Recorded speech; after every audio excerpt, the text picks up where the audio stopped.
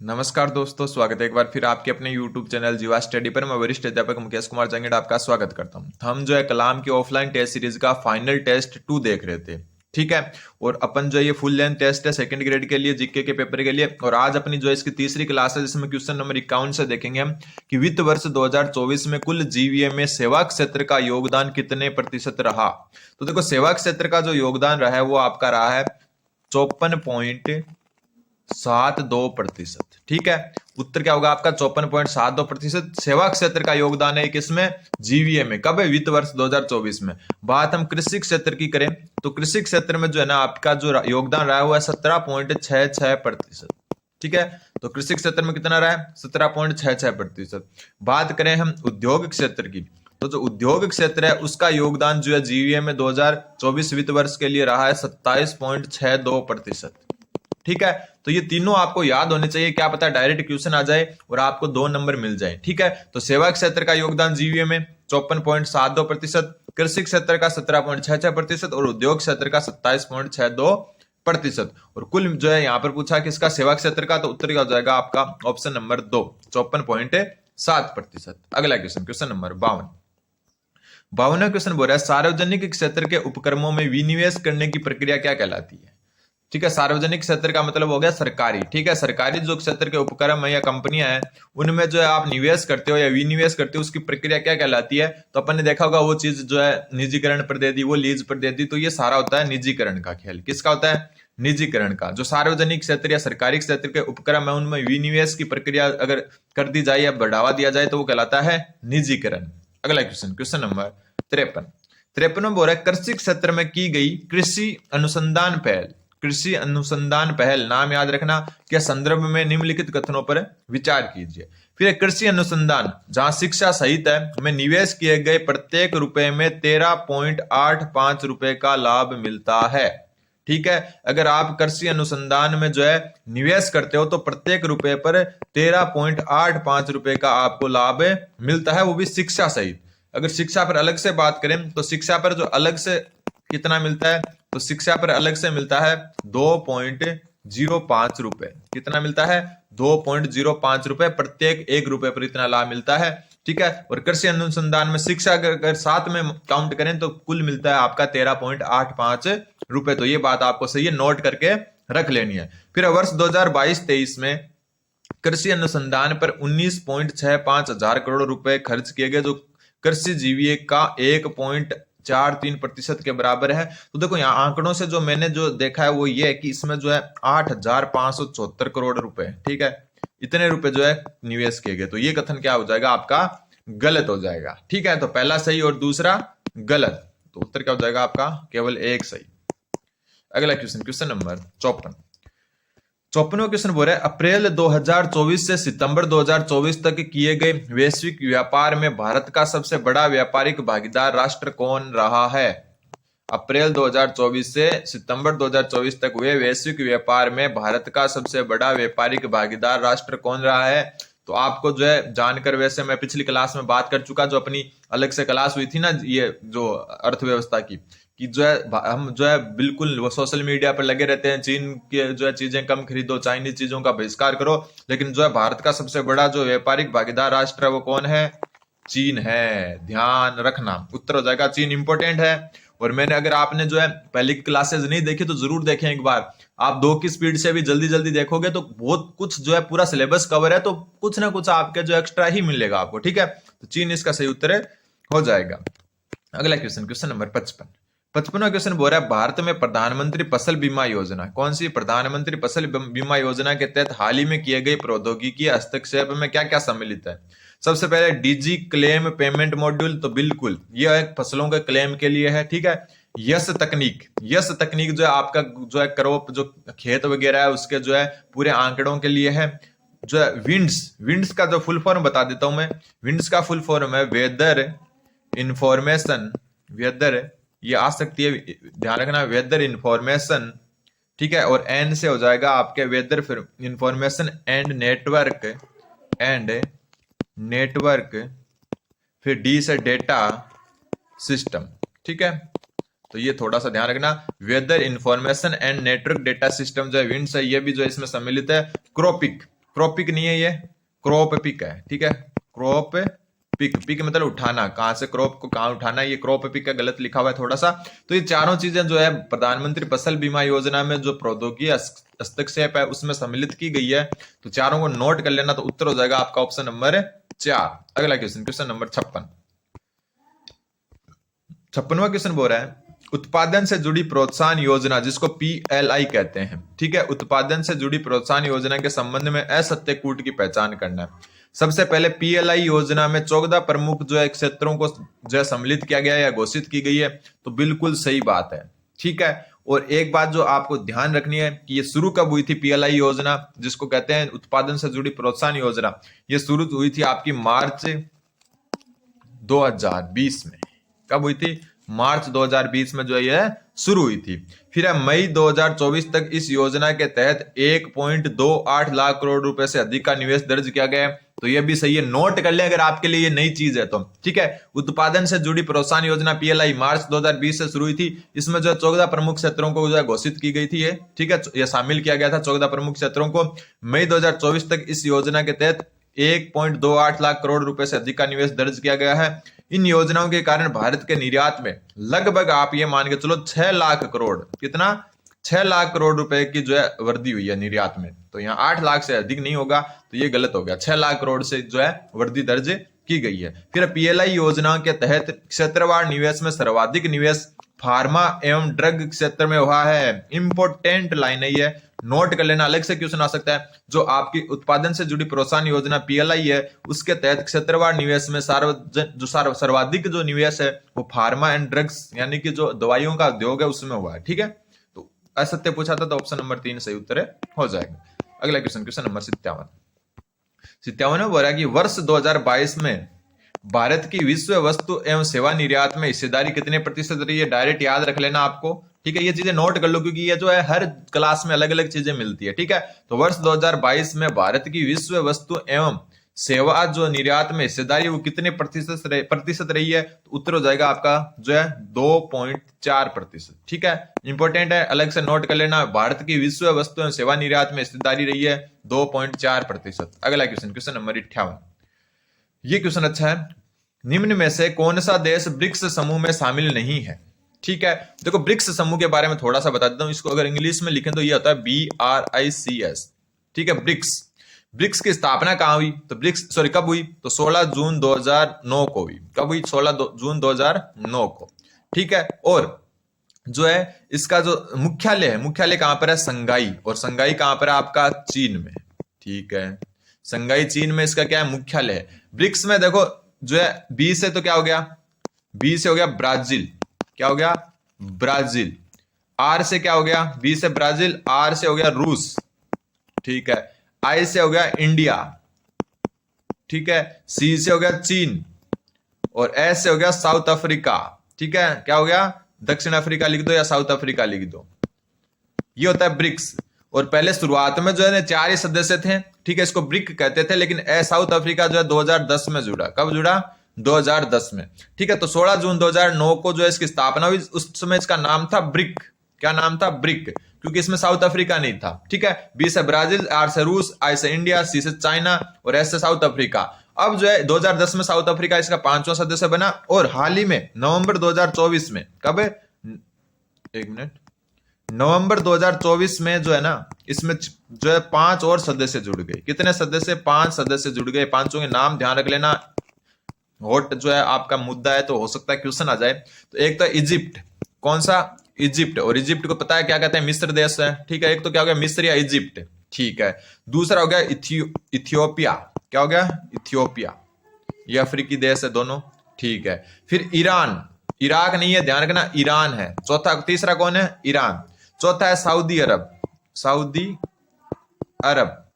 और 5वां कौन है आपका? UAE, यूनाइटेड अरब अमीरात, संयुक्त अरब अमीरात, UAE है ना, वो है, ठीक है। तो ये आपको ध्यान रखना है। पहले कौन थे? कितने थे? 5 देश थे, ठीक है, ब्रिक्स, और स्थापना 16 जून 2009 को संघाई चीन में हुई।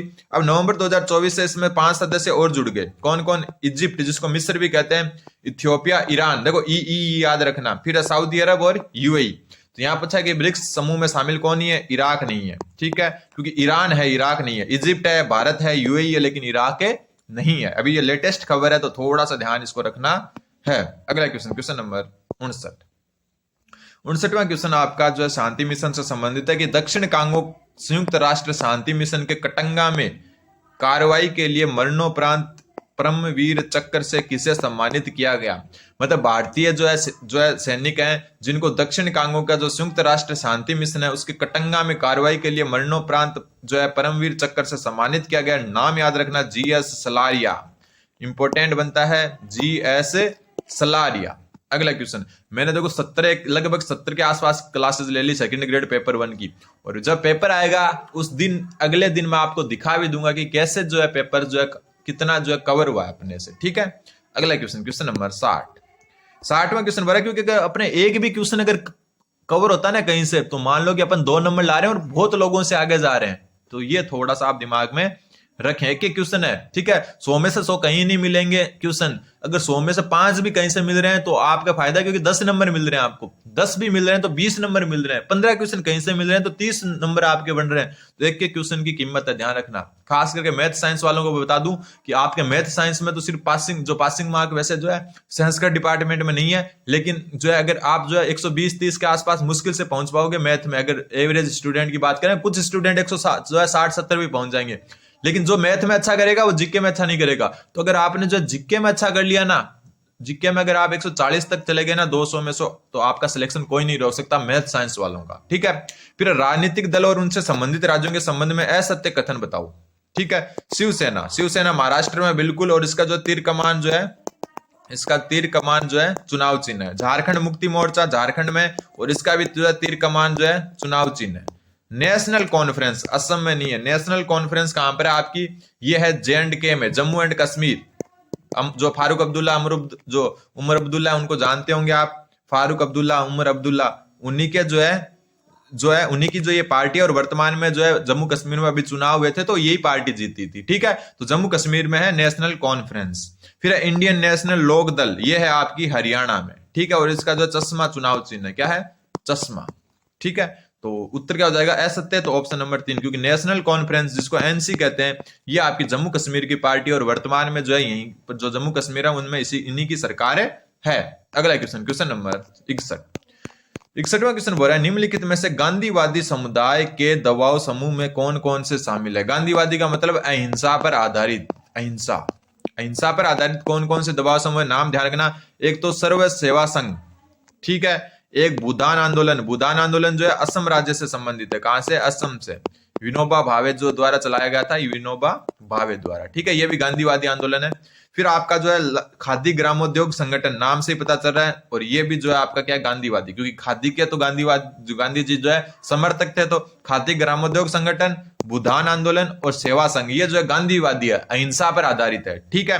रणवीर सेना 1994 में इसकी स्थापना हुई, और ये जो है बिहार में है, और ये जो है आपका उग्रवादी संगठन है। उग्रवादी का मतलब होता है अहिंसा नहीं, हिंसात्मक रूप से, ठीक है। वैसे उग्रवादी का मतलब आप आतंकवादी से ना समझे, उग्र मतलब जो बहुत जो है हिंसक प्रवृत्ति होते हैं, अपने हकों के लिए लड़ाई करते हैं, ठीक है। तो वो है इसमें, ठीक। अगला क्वेश्चन, तो इसमें क्या हो गया? 1 2 4, सॉरी 1 2 5, तो उत्तर क्या हो जाएगा? 1 2 5। अगला क्वेश्चन का है 62वां क्वेश्चन बोला, चित्रकार नानकराम रामनाथ और जोशी सवाईराम किस चित्रकला से संबंधित है? नाम ध्यान रखना, नानकराम, रामनाथ और जोशी सवाईराम, और ये हैं आपकी किशनगढ़ चित्रकला से संबंधित। उत्तर हो जाएगा आपका ऑप्शन नंबर 2।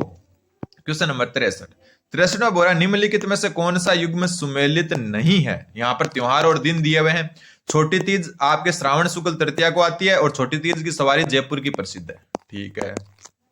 दशहरा कार्तिक शुक्ल दशमी को नहीं आता, गलत हो गया, तो उत्तर यही हो गया। ये आता आपका आश्विन शुक्ल दशमी को आता है, ठीक है, तो यही गलत हो गया। महाशिवरात्रि, देखो महाशिवरात्रि ध्यान रखना कृष्ण पक्ष में आती है। सबसे ज्यादा कंफ्यूजन ही महाशिवरात्रि में होता है, क्योंकि महाशिवरात्रि जो है फागुन में आती है, फाल्गुन में आती है, लेकिन अपने को शुक्ल याद रह जाता है। लेकिन जो है कृष्ण त्रयोदशी को आती है, वो भी 13 को, ठीक है, 13 को आती है ये, तो ये ध्यान रखना। सुगंध दशमी आती है भाद्र शुक्ल दशमी को। अब जो है उत्तर हो जाएगा आपका ऑप्शन नंबर 2। अगला क्वेश्चन, क्वेश्चन है बग्गल बंडी क्या है। देखो बग्गल बंडी एक तो देखो पुरुषों का कपड़ा है, क्या है, पुरुषों का वस्त्र है, पुरुषों का वस्त्र जो शरीर के ऊपरी भाग में पहना जाता है। तो उत्तर हो जाएगा पुरुषों का वस्त्र जो ऊपरी भाग में पहना जाता है। देखो इस हिसाब से होता है, मैं आपको थोड़ा सा चित्र बना के बता देता हूं। जैसे ये शर्ट टाइप ही होता है, ऐसे शर्ट होता है ना, वैसे ही होता है ये ऐसे, लेकिन इसमें बटन इस हिसाब से बनता ही है ऐसे, ठीक है, इस हिसाब से बटन लगे होते हैं तिरछे, होता है आपका बग्गल बंडी। नाम पहली बार भी सुना होगा बहुत सारे स्टूडेंट्स ने। तो बग्गल बंडी पुरुषों का ऊपरी जो वस्त्र होता है और इस हिसाब से होता है शर्ट में, ठीक है, शर्ट में जो है बटन इस हिसाब से होते हैं। अगला क्वेश्चन, क्वेश्चन नंबर 65। 65वां क्वेश्चन जो है डायरेक्ट याद रख लेना आप, लेखक को जो है लेखन यानी कि रचना से सुमेलित करना है, और ये जो है कुछ नए नाम से ध्यान रख लेना, नोट कर लेना अगर आपके लिए नए हैं तो। सबसे पहले क्या, कान्हा व्यास, ठीक है, क्वेश्चन नंबर 65 ये कान्हा व्यास। कान्हा व्यास जो है इनकी रचना है आपकी एकलिंग महामाते। ये तो थोड़ा इजी था क्योंकि कान्हा व्यास जो है एकलिंग महामाते के रचनाकार हैं। अब जो है तीन नाम जो है ना वो थोड़े से मतलब अलग है। नाथा, नाथा जो है इन्होंने कौन सी लिखी थी, तो नाथा ने लिखी थी वास्तु मजरी, वास्तु मजरी नाथा की है, लिख लेना, नोट कर लेना। गोविंद, गोविंद की जो रचना हुआ द्वार दीपिका, कौन सी, द्वार दीपिका। और अत्रि और महेश की है, महेश अत्रि ने लिखी थी कीर्ति स्तंभ प्रशस्ति। ये भी थोड़ा इजी है, दोनों नाम ए और डी तो सुने लेकिन बी और सी थोड़े से नए नाम है। तो कान्हा व्यास एकलिंग महामाते, नाथा वास्तु मंजरी, गोविंद द्वार दीपिका और महेश व अत्रि कीर्ति स्तंभ प्रशस्ति। ठीक है, अगला क्वेश्चन, क्वेश्चन नंबर 66। 66वां क्वेश्चन बोला निम्नलिखित में से कौन सा भक्ति मार्ग के निर्गुण पथ के अनुयायी थे। तो निर्गुण मतलब निर्गुण कौन से होते हैं, जो मूर्ति पूजा में विश्वास नहीं करते। तो इसमें लालदास जी हैं, सुंदरदास जी जो नागापथ की स्थापना की थी, विष्णोई समाज के प्रवर्तक जम्बो जी, ये तीनों इसमें आएंगे, 1, 2 और 3।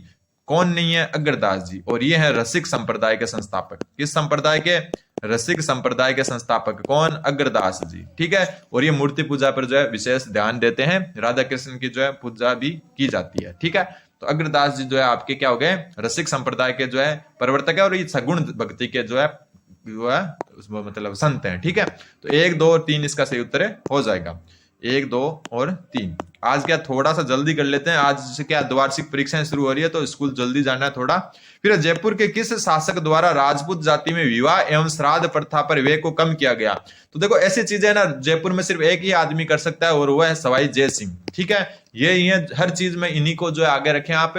ठीक है, राम सिंह ने भी कुछ बुराइयों का अंत किया था, लेकिन जयपुर का जो ज्यादातर जो कुरीतियां थी उन पर जो है बंद करना या उनको कम करने का श्रेय जाता है सवाई जय सिंह को। और एक जो है जयपुर का प्रशासक था जॉन लुडलो, कौन है, जॉन लुडलो। और इसी के देख रेख में जो है ना क्या हुआ था, सती प्रथा, दहेज प्रथा, ठीक है, इन सब पर रोक लगी थी जयपुर रियासत में। ठीक है, नाम ध्यान रखना, जॉन लुडलो। ठीक है, अगला क्वेश्चन, क्वेश्चन नंबर 68।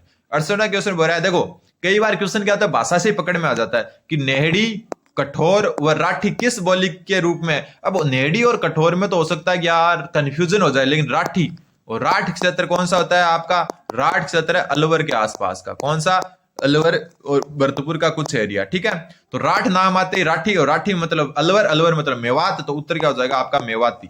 ठीक है, ऐसे जो आप पकड़ भी सकते हो कुछ क्वेश्चंस को, 2-4 को तो पकड़ ही सकते हो 100 में से। ठीक है, देखो नेहड़ी और कठोर का पता नहीं, लेकिन राठी का पता है, तो राठी का पता है, तो राठ, राठ क्षेत्र अलवर, अलवर मतलब मेवाती। अगला क्वेश्चन, क्वेश्चन नंबर 69। 69 क्वेश्चन बोल रहा है पाबूजी की कथा के साथ कौन सा लोक वाद्य यंत्र जुड़ा हुआ है। ठीक है, पाबूजी की कथा जो है रावण हत्या वाद्य यंत्र के साथ सुनाई जाती है, तो ऑप्शन नंबर 1 इसका सही उत्तर हो जाएगा। अगला क्वेश्चन, क्वेश्चन नंबर 70।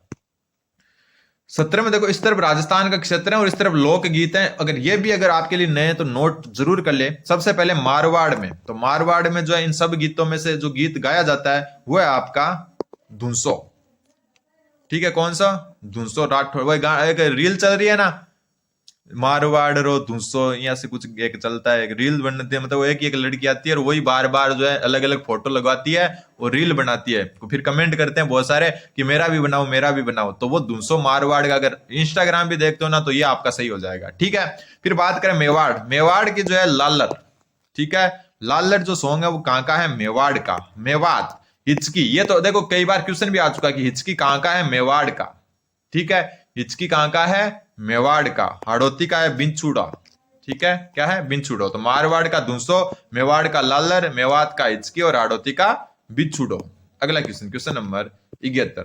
71वां क्वेश्चन बोल रहा है आपका एडोलसेंस शब्द किस जो है लैटिन भाषा के शब्द से बना है। तो देखो एडोलसेंस जो शब्द है ना, एडोलसेंस, ठीक है, तो एडोलसेंस जो शब्द है वो लैटिन भाषा से बना है, ये तो आपको याद रखना ही है। इसके साथ जो है किस शब्द से बना है, तो वो बना है एडोलिसियर। किससे? एडोलिसियर से। और इसका अर्थ होता है किशोरावस्था, ठीक है। एडोलसेंस का अर्थ क्या होता है? किशोर, या फिर हम कह सकते हैं किशोरावस्था। तो ये भी आपको ध्यान रखना है। और एडोलसेंस नामक जो पुस्तक है वो किसने लिखी थी?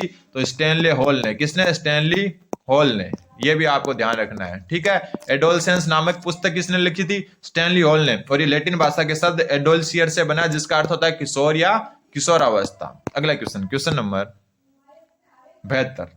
72वां क्वेश्चन बोल रहा है एरिक्सन। देखो ये क्वेश्चन भी आप शब्दों से पकड़ सकते हो अगर आपको जो है एरिक्सन का मनोसामाजिक सिद्धांत याद है। कौन सा सिद्धांत? मनोसामाजिक सिद्धांत अगर याद है आपको, तो आप इसको भी जो है सिर्फ और सिर्फ शब्दों से पकड़ सकते हो उत्तर को, कि एरिक्सन के अनुसार निम्नलिखित में से कौन सा संकट का सामना किशोरों को करना पड़ता है। किशोरों को करना पड़ता है मतलब टीनेजर्स को।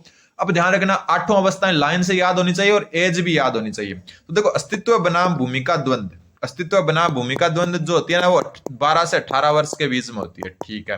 परिश्रम बनाम हीनता, 8 अवस्थाएं हैं टोटल। ध्यान रखना कितनी अवस्थाएं हैं? 8 अवस्थाएं हैं। तो इन 8 अवस्थाओं को क्रम से याद रखना है। विश्वास बनाम है, विश्वास से शुरू होती है ये सब। परिश्रम बनाम हीनता ये होती है आपकी 6 से 12 वर्ष तक, ठीक है। पहल बनाम ग्लानि ये होती है 3 से 6 वर्ष तक, ठीक है। और स्वायत्तता बनाम संदेह ये होती है आपकी 1.5 से 3 वर्ष। और इससे पहले होती है विश्वास बनाम है विश्वास, जो जन्म से 1.5 वर्ष तक होती है, ठीक है।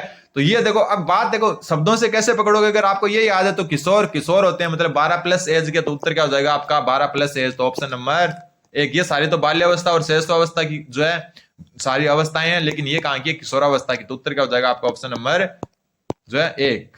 ये भी पकड़ सकते हो देखो बातों से, जो मतलब शब्दों से आप, कि एक व्यक्ति नैतिकता को गूढ़ व अमूर्त सिद्धांतों के आधार पर परखता है। बात हो रही है अमूर्त सिद्धांतों की, ठीक है। और अमूर्त सिद्धांत जो है ना वो किशोरावस्था में जाकर जो है स्टार्ट होते हैं। कौन सी अवस्था में? किशोरावस्था में। छोटे बच्चे में अमूर्तता नहीं पाई जाती। तो कोई जो व्यक्ति हो नैतिकता को गूढ़ अथवा अमूर्त सिद्धांतों के आधार पर परखता है, तो ये विशेषता कोहलबर्ग के नैतिक विकास सिद्धांत के कौन से स्तर से शामिल है? तो आपको पता है कोहलबर्ग ने 3 स्तर और 6 अवस्थाएं बताई थी। कितनी? हर स्तर में जो है 2 अवस्था, तो 6 अवस्थाएं बताई थी। तो इसका जो है ना ये सबसे पहला पूर्व परंपरागत स्तर होता है, फिर परंपरागत, तो ये उत्तर होगा उत्तर परंपरागत का। ये 13 प्लस जो है एज में पाया जाता है, इसलिए जो है किशोरों में पाया जाता है अमूर्त, मतलब किशोरावस्था से शुरू होती है अमूर्तता, उससे पहले अमूर्तता नहीं होती। तो उत्तर क्या हो जाएगा आपका? Option number 3। Question number 74। निम्न में से कौन सा कथन सही नहीं है? सृजनशीलता किसी भी कला में सृजनशील किसी भी कला में मौलिकता होती है। बिल्कुल, सृजनशीलता में मौलिकता होती है, सृजनात्मक बालक में मौलिकता होती है। सृजनशील के लिए चिंतन आवश्यक नहीं है, गलत बात। तो यही गलत है। क्यों? चिंतन तो आवश्यक है। तो नहीं पूछा था तो उत्तर दूसरा ही हो जाएगा। बाकी देख लेते हैं। सृजनशीलता किसी पूरा किए गए कार्य का एक नया परिणाम होता है। बिल्कुल, सृजनशीलता का मतलब होता है अनुपयोगी चीजों से उपयोगी चीजें बनाना। सृजनशीलता में समाज या किसी समूह के लिए उपयोगिता होनी चाहिए। बिल्कुल, सृजनात्मक बालक वही कहलाता है जो सृजनशीलता जो है मतलब नए जो उपयोगी वस्तुओं का निर्माण करे। तो जो चिंतन भी आवश्यक होता है। तो गलत पूछा था, तो ऑप्शन नंबर 2 गलत हो गया। और आज का लास्ट क्वेश्चन, व्यक्तित्व का स्याही धब्बा परीक्षण किसने विकसित किया? तो आपने पूछा ना रोड्सा का स्याही धब्बा परीक्षण, रोड्सा का, ठीक है। तो स्याही धब्बा परीक्षण किसका है? रोड्सा का। तो उत्तर क्या हो जाएगा आपका? ऑप्शन नंबर 2 रोड्सा, या रोसाक भी कहते हैं, ठीक है, रोड्सा। और इसमें कुल है ना आपकी कितने कार्ड होते हैं? 10 कार्ड होते हैं इसमें, ये भी ध्यान रखना। जिसमें से 5 कार्ड आपके होते हैं काले व सफेद, काले व सफेद, ठीक है। और जो आपके 3 कार्ड होते हैं वो होते हैं रंगीन, और 2 कार्ड होते हैं आपके लाल, लाल स्याही से युक्त, ठीक है। तो ये आपको ध्यान रखना है। तो व्यक्तित्व का स्याही धब्बा परीक्षण रोड्सा का है। तो ये जो है आपको पूरा ध्यान रखना है। उम्मीद है कि आपके समझ में आएगा। चैनल को सब्सक्राइब जरूर करें। धन्यवाद। बने रहें जीवा स्टडी के साथ। धन्यवाद।